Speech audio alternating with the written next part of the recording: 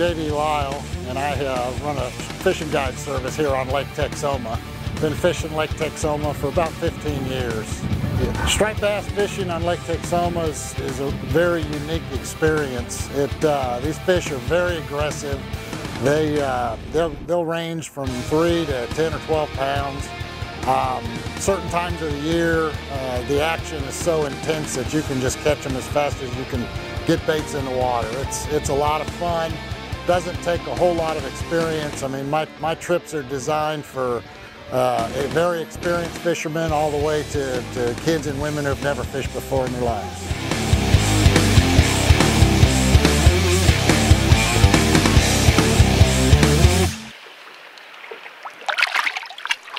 Okay, we'll fish with live bait or artificial baits, depending on the seasons and depending on the type of customers that we have. If people have a preference, I mean, I'll honor those preferences.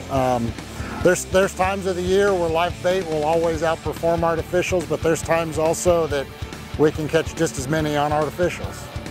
If you'd like to find out more information, you can get it through my website, www.texomaguide.com.